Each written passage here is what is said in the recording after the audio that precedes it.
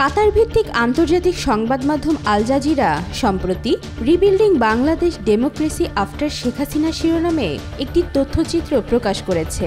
সেখানে শেখ হাসিনা পতনের পর বাংলাদেশের পুনর্গঠন এবং গণতান্ত্রিক উত্তরণে অন্তর্বর্তীকালীন সরকারের ভূমিকা বিশদভাবে তুলে ধরা হয়েছে। তথ্যচিত্রে উঠে এসেছে ছাত্র জনতার আন্দোলনের সময় বাংলাদেশের সেনাবাহিনীর ভূমিকা এবং জনগণের প্রতি তাদের সহমর্মিতার চিত্র। শেখ হাসিনা ছিলেন বিশ্বের সবচেয়ে দীর্ঘস্থায়ী নারী নেতা।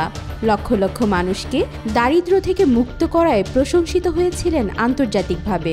এমনকি বিদেশি গণমাধ্যম তাকে মাদার অফ হিউম্যানিটি হিসেবেও আখ্যা দিয়েছিল। কিন্তু অনেক বাংলাদেশির কাছে শেখ হাসিনা ছিলেন শয়তানের মা।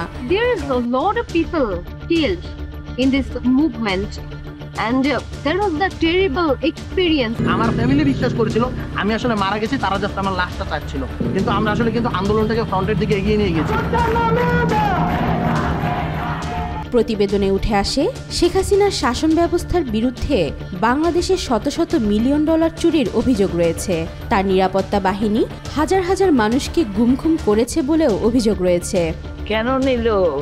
কি দোষ আমার ছেলের? আমার ছেলে নাই, আমি কি করবো পয়সা থেকে? একবার ভাবুন তো, একটি মানুষ মাসের পর মাস তাকে হাত পা বাঁধা অবস্থায় একটি জায়গায় রাখা হচ্ছে, পিটানো হয়, ভয়ভীতি প্রদর্শন করা হয়, মাথায় কারেন্ট শব্দ হয়। এই ধরনের ভয়াবহ তার সামনে যখন মুখোমুখি আমরা হই, তখন আর নিজেদেরকে মানুষের শ্রেণীতে ফেলতে পারি না। It was 69,794 hours. Unbelievable, tormenting days. I never slept at night. I could never sleep at night. Every night, anxiety, worry, any little sound, I was scared. Are they coming to take me away? Just eagerly waiting for the dawn because they wouldn't take me out at dawn and 2024 সালের জুলাই মাসে শিক্ষার্থীরা শেখ হাসিনার বিরুদ্ধে গণ আন্দোলন গড়ে তোলে। সর্বশেষে তার বাসভবনে ঢুকে পড়ে ছাত্র জনতা, যেখানে তিনি একজন নিরঙ্কুশ রাজার মতো বাংলাদেশ শাসন করতেন। বাধ্য হয়ে সে হেলিকপ্টারে করে পালিয়ে যায় ভারতে।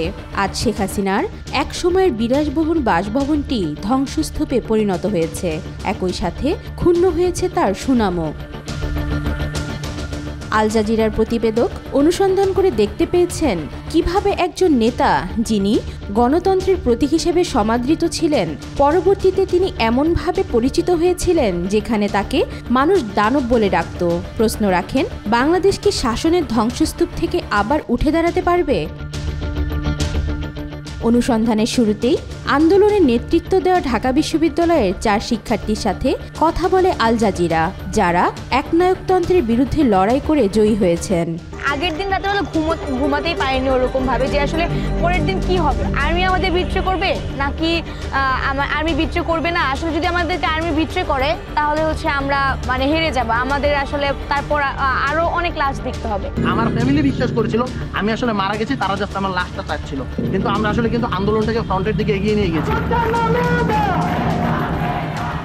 আন্দোলনটি শুরু হয়েছিল সরকারি কোটা ব্যবস্থার বিরুদ্ধে, কিন্তু গণগ্রেফতার এবং নির্বিচারে হত্যাযজ্ঞের পরে শেখ হাসিনাকে উৎখাতের জন্য দেশব্যাপী গণঅভ্যুত্থানে পরিণত হয়। আমাদের আর পিছের ফিরোর তাকানোর কোনো সুযোগ নেই। যদি আমরা বাসি, আমরা হচ্ছে এই যে ফ্যাসিস্টকে খেদানো স্যার, আমাদের আর কোনো ওয়ে নেই। There is a lot of people killed in this movement. And there was the terrible experience. বাংলাদেশকে দারিদ্র্যমোচন এবং নারী সমতার জন্য বিশ্ব নেতাদের আলিঙ্গনে শেখ হাসিনাকে এশিয়ার আয়রন লেডি হিসেবে উপাধি দিয়েছিলেন। এতে তিনি আনন্দিত হয়েছিলেন, কিন্তু বাংলাদেশের নাগরিকদের মধ্যে জেনজেডের বেশিরভাগেরই তার বিষয়ে দৃষ্টিভঙ্গি ছিল ভিন্নরূপ। তারা শেখ হাসিনাকে ফ্যাসিবাদের মা হিসেবে উল্লেখ করেন। I just know one thing, that I have to survive. I have to achieve peace. I have to achieve the equal rights. I'm fighting for this, right? প্রধানমন্ত্রী হিসেবে শেখ হাসিনা তার দ্বিতীয় মেয়াদে আইনশৃঙ্খলা বাহিনীকে বিরোধী দলীয় নেতাদের বিনা কারণে আটকে রাখার নির্দেশ দেন। তাদের মধ্যে বাংলাদেশ জাতীয়তাবাদী দলের জনপ্রিয় নেতা সাজিদুল হক সুমনও রয়েছেন। সাথে তার 5 বন্ধুকে ধরে নিয়ে যায়, তাদের আর কখনো দেখা যায়নি। 2014 সালে নির্বাচনে শেখ হাসিনা জয়লাভের পর গুমের সংখ্যা আকাশচুম্বীভাবে বৃদ্ধি পায়। হুম্মাম কাদের চৌধুরীর বাবা সালাউদ্দিন কাদের চৌধুরী একজন জনপ্রিয় রাজনীতিবিদ ছিলেন, বিরোধী দলের প্রভাবশালী নেতা। তাকে 2015 সালে হাসিনার শাসনামলে ফাঁসি দেওয়া হয়েছিল। 9 মাস পর হুম্মামকে অপহরণ করে একটি জালানাবিহীন বদ্ধ কক্ষে আটকে রাখা হয়, যা একটি সংস্থা দ্বারা পরিচালিত হতো।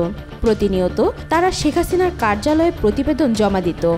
7 months in isolation in a cell, and that was just the beginning.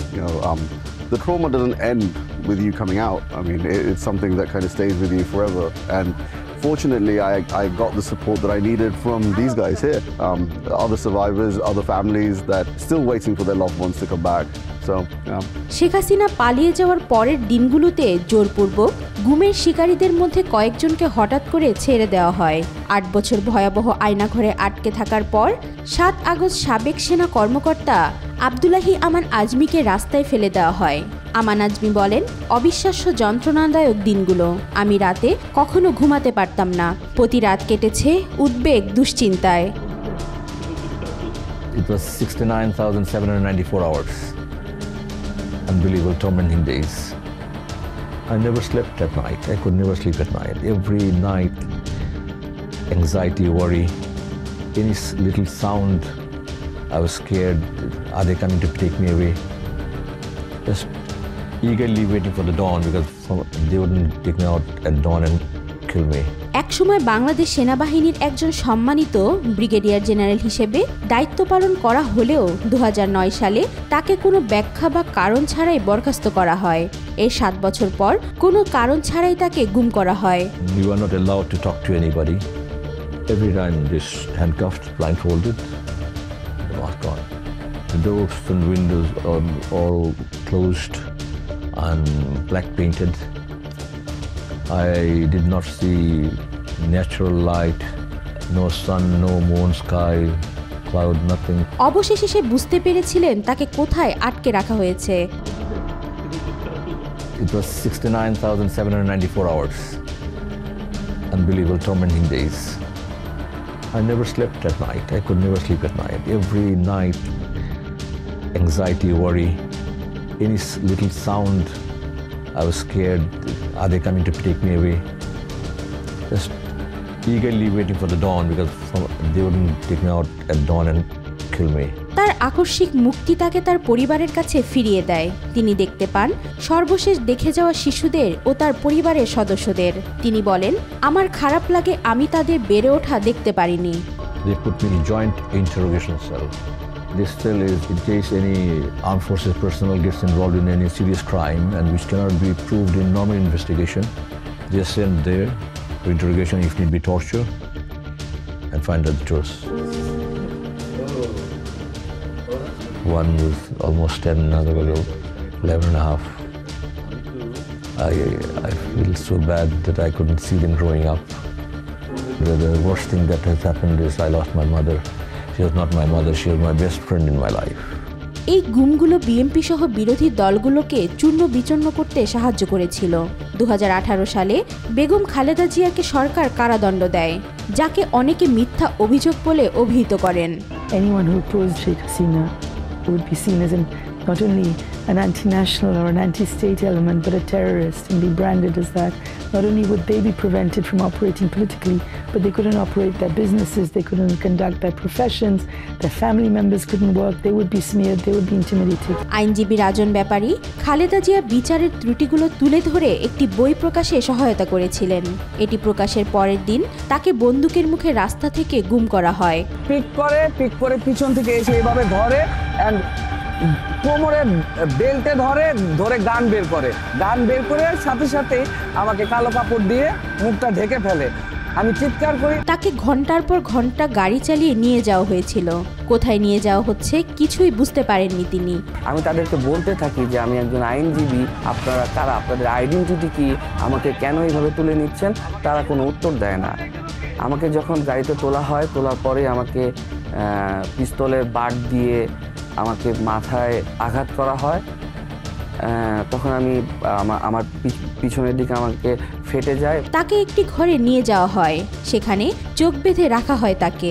দুজন ধরে রাখে এবং অনবরত তারা আমার এই দুই হাতের ফিঙ্গারে বড় লাঠি দিয়ে মারতে থাকে এবং এখনো সেই মারের যে ফেটে গিয়েছিল হাতটা, সেই দাগটা এখনো দৃশ্যমান। তৎক্ষণাৎ চিৎকার শুরু করি, খুব জোরে জোরে চিৎকার শুরু করি। নিজ দেশে নির্যাতন নিপীড়নের সত্ত্বেও শেখ হাসিনা আন্তর্জাতিক পুরস্কারে ভূষিত হতে থাকেন। গত ৭৬ বছর বয়সে শেখ হাসিনা অবশ্যই নিজেকে অন্যভাবে ভাবছিলেন। কেউ কল্পনা করেনি বিশ্ববিদ্যালয়ের শিক্ষার্থীদের সাথে লড়াই করে তার পতন ঘটবে। এই আন্দোলনের হত্যাযজ্ঞ এতটাই ভয়াবহ ছিল যে কবরস্থানে গণকবরে মৃতদেহগুলো সমাহিত করা শুরু হয়। বিক্ষোভ থামানোর জন্যেই এই হত্যাকাণ্ডের পরিকল্পনা করা হয়েছিল, কিন্তু তা উল্টো হয়ে গেল। শিক্ষার্থীরা আরও জোরে লড়াই চালিয়ে গেল এবং যারা রাস্তায় দাঁড়িয়ে আন্দোলন দেখছিলেন তারাও ক্ষুব্ধ হয়ে শিক্ষার্থীদের সাথে যোগ দিলেন। ৫ আগস্ট বিক্ষোভকারীরা শেখ হাসিনার বাসভবন ঘেরাও করে। আমরা হচ্ছে after graduation we will get a good job, government job. ওটা সিস্টেমটা ছিল, সেটা কোনোভাবেই মেনে নেওয়ার মতো না। সেনাপ্রধান জেনারেল ওয়াকারুজ্জামান শেখ হাসিনা কর্তৃক নিযুক্ত হয়েছিলেন এবং তার চাচাতো বোনকে বিয়ে করেছিলেন, কিন্তু অনেককে অবাক করে দিয়ে বিক্ষোভ দমনের আহ্বান তিনি প্রতিহত করেন। তার প্রথম টেলিভিশন সাক্ষাৎকারে এর কারণ ব্যাখ্যা করেন সেনাপ্রধান, যা বলেন খুবই আত্মবিশ্বাসের সাথে। We don't shoot at the civilian. It's not in our culture. We wanted that things should happen very peacefully, the peaceful transition, less of bloodshed, less of chaos and confusion, less of destruction of property, all this. সেনাবাহিনীর বাধার কারণে শেখ হাসিনার দুর্ভেদ্য শাসন ব্যবস্থা তাসের ঘরের মতো ভেঙে পড়ে। শেখ হাসিনা পালিয়ে গেছেন এমন খবর ছড়িয়ে পড়ার পর শিক্ষার্থীরা তার বাসভবনে হামলা চালায়। I can't even express the feeling in words. The feeling was unbelievable. We win. We finally win. And that's why we feel proud and we feel strong. We are the people of Bangladesh and we have that courage. এবার ক্ষমতার শূন্যতা পূরণের জন্য কোনো সামরিক অভ্যুত্থান হয়নি। We believe that military should not engage in politics. So we did not intervene. This is not our cup of tea. শিক্ষার্থীদের আহ্বানে সাড়া দিয়ে অন্তর্বর্তীকালীন সরকারের দায়িত্ব নেন নোবেল বিজয়ী ডক্টর মোহাম্মদ ইউনূস। এরপরে বিজয় উৎসব চলে কয়েকদিন ধরে। শিক্ষার্থীরা অসম্ভবকে সম্ভব করেছিল, কিন্তু দেশ পুনর্গঠনের দায়িত্ব যাদের উপর ন্যস্ত ছিল তাদের কাজ সবেমাত্র শুরু হয়েছে। Hello, sir. Very well, thank you very much for talking to us. I know you're probably the busiest man in Bangladesh right now. Muhammad Yunus is not a politician. He's a humanitarian who won the Nobel Peace Prize for pioneering microloans for impoverished families. That is the hot seat there. Leading Bangladesh is not a role he asked for or expected. The students who called me up, and I said, no, not me. I don't want to get involved with running the country.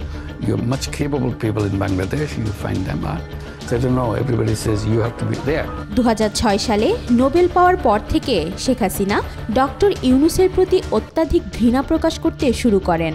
তাকেও আবার পদ্মা নদীতে দিয়ে দুইটা চুবনি দিয়ে উঠাই নেওয়া উচিত, মরে যাতে না যায়। একটু পদ্মা নদীতে দুইটা চুবনি দিয়ে সেতুতে তুলে দেওয়া উচিত, তাহলে যদি এদের শিক্ষা হয়। শেখ হাসিনা সরকার তার বিরুদ্ধে নাশকতা থেকে শুরু করে দুর্নীতির অভিযোগ এনেছে। I'm a terrorist. I'm a bloodsucker. People have wondered, why does she do that? What does he get out of it? দেখা গেল ডক্টর মোহাম্মদ ইউনুস ফিরে এসেছেন শেখ হাসিনার স্থলাভিষিক্ত হতে।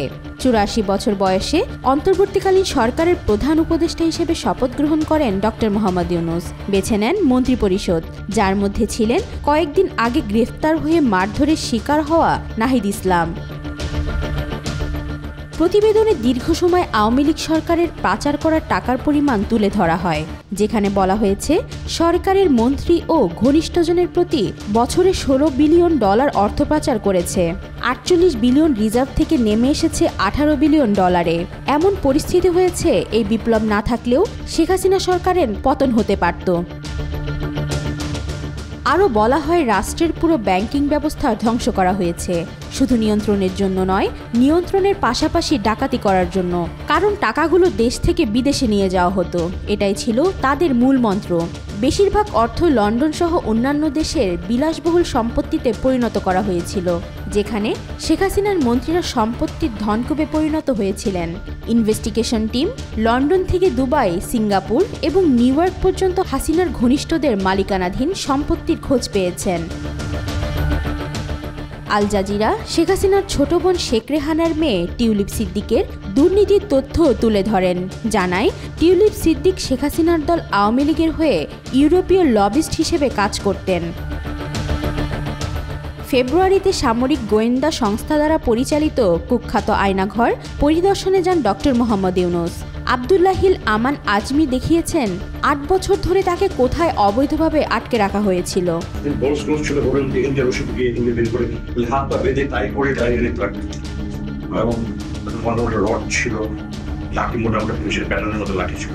ডক্টর মোহাম্মদ ইউনুস বলেন, আমাদের নিশ্চিত করতে হবে অদূর ভবিষ্যতে এর পুনরাবৃত্তি না ঘটে।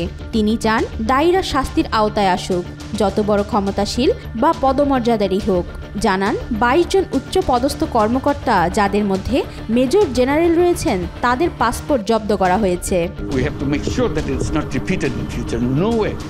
Nowhere near it.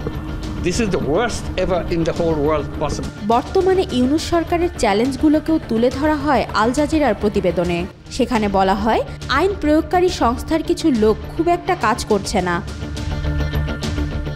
জাতিসংঘের অনুসন্ধানে দেখা গেছে যে সেনাবাহিনীর সদস্যরা বিক্ষোভকারীদের উপর গুলি চালিয়েছে, এই মুহূর্তে সেনাবাহিনী কিছু পুলিশি দায়িত্ব গ্রহণ করেছে, যেমন রাস্তায় টহল দেওয়া এবং সরকারি ভবন রক্ষা করা।